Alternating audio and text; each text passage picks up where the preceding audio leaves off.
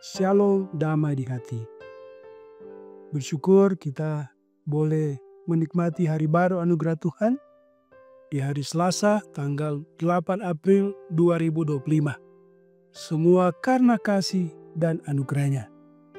Mengawali seluruh aktivitas kita, marilah kita membaca firman dan merenungkannya lewat renungan harian keluarga Gemim. Kita berdoa. Ya Tuhan, kami menaikkan pujian syukur kepadamu. Oleh karena kasih dan kebaikan-Mu lah kami boleh ada di hari ini. Kami hendak membaca firman dan merenungkannya. Kiranya firman-Mu meneguhkan iman kami. Kami sambut firman-Mu demi Kristus, firman kehidupan. Amin. Bacaan firman Tuhan di saat ini terambil dari Injil Matius pasal 27, ayat 3 hingga ayat 4a. Begini firman Tuhan. Pada waktu Yudas yang menyerahkan dia melihat bahwa Yesus telah dijatuhi hukuman mati, menyesallah ia. Lalu ia mengembalikan uang yang 30 perak itu kepada imam-imam kepala dan tua-tua dan berkata, "Aku telah berdosa karena menyerahkan darah orang yang tak bersalah." Demikian firman Tuhan.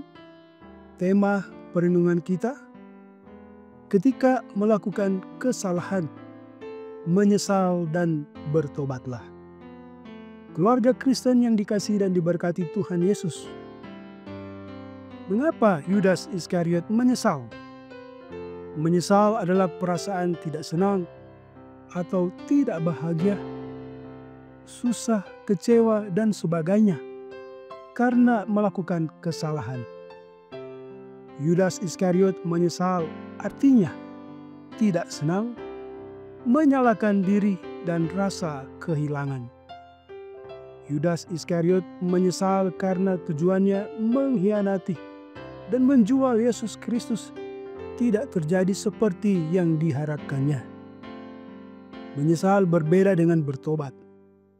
Yudas Iskariot menyesali tindakannya karena menyebabkan orang yang tidak bersalah dihukum. Ia berpikir dengan mengembalikan uang itu, maka hukuman mati Yesus Kristus dapat dibatalkan. Ternyata tidak. Memang tidak semua kesalahan adalah dosa. Tetapi semua dosa adalah akibat kesalahan. Salah ucap, salah jalan, salah sangka, yang tidak disengaja bukanlah dosa.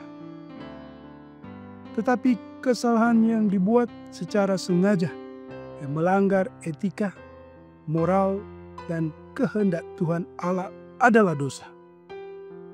Manusia tidak dapat mengubah dan menghapus dosa. Sebab upah dosa ialah maut. Tetapi karunia Allah ialah hidup yang kekal dalam Kristus Yesus, Tuhan kita. Dalam Roma 6 ayat 23 menegaskan hal demikian. Hanya kasih karunia Tuhan Allah melalui pengorbanan Yesus Kristus di kayu salib yang dapat menghapus dosa manusia. Keluarga Kristen yang dikasihi dan diberkati Tuhan Yesus. Satu seruan Yesus Kristus kepada orang percaya ketika melakukan kesalahan yang berakibat dosa adalah, bertobatlah, sebab kerajaan sorga sudah dekat. Matius 4 ayat 17. Bertobat adalah mengubah pola pikir dan pola tindak atau perilaku. Artinya menyadari, menyesali dan memperbaiki, dan mengubah karakter untuk tidak melakukan dosa lagi. Pertobatan adalah menanggalkan manusia lama dan mengenakan manusia baru.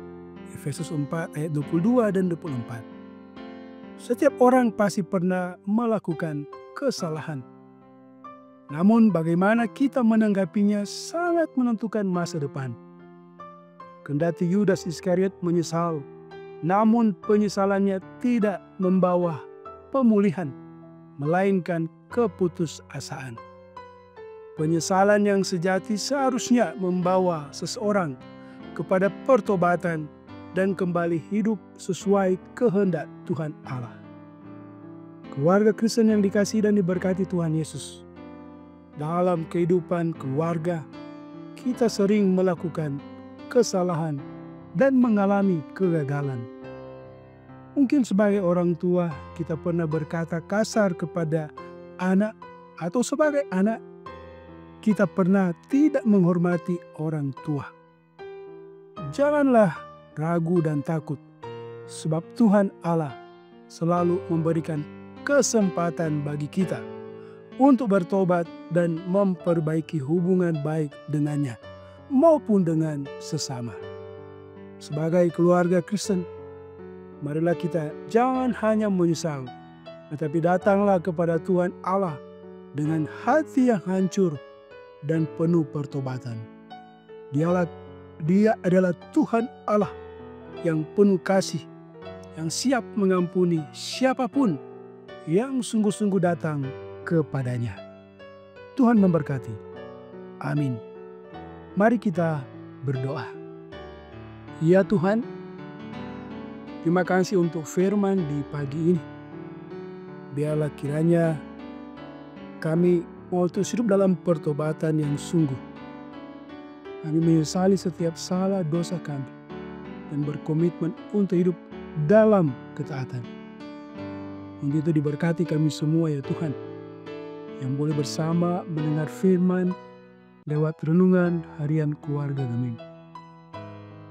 Kami berdoa untuk kehidupan di hari ini. Tuhan terus tuntun sertai berkati. Baik Jemaat Gemim Maranatha Paslatan, tapi kami semua yang boleh mengikuti siaran renungan harian keluarga Gemim ini. Tuhan pilih kami, ketika ada yang bersyukur diberkati sukacita iman, karuniakan sehat kuat umur panjang. Ketika ada yang bergumul karena sakit, sembuhkanlah. Yang berbeban berat, yang bergumul karena masalah, rumah tangga, pekerjaan, kami percaya Tuhan sumber pertolongan. Kami terus menaruh hidup kami ke dalam tangan pengasihan-Mu. Karena kami percaya Engkau tidak pernah membiarkan kami. Berdoa untuk seluruh aktivitas di hari ini. Tuhan tuntun sertai apapun yang akan kami kerjakan dibuat berhasil. Biarlah kiranya Tuhan kami tetap menjalani hidup dalam sukacita dan pengharapan iman. Diberkati gereja-Mu di tengah dunia ini. Kiranya kami terus bersaksi bagi kemuliaan Tuhan. Ya Bapa di sorga, diberkati pelayanan Jemaat Gemim Maranatha Paslatan lewat tim multimedia, lewat renungan harian keluarga Gemim yang disiarkan lewat Gemim Maranatha Paslatan Channel. Kiranya boleh menjadi berkat bagi banyak orang. Ya Bapa di sorga, terima kasih. Berdoa untuk pemerintah kami, Tuhan berkati. Berdoa untuk mereka yang mengalami musibah bencana alam. Tuhan karuniakan pertolongan, dan kami percaya Engkau yang mengaruniakan keselamatan. Terima kasih Bapa. Ini kami yang datang sambil mengucap syukur dan membawa permohonan kami. Dengarkanlah ya Bapa. Demi Kristus kami berdoa. Amin. Demikian renungan harian keluarga Gemim di saat ini. Jangan lupa untuk terus mendukung channel Gemim Maranatha Paslatan lewat like, share, dan subscribe. Kiranya boleh menjadi berkat. Shalom, damai di hati.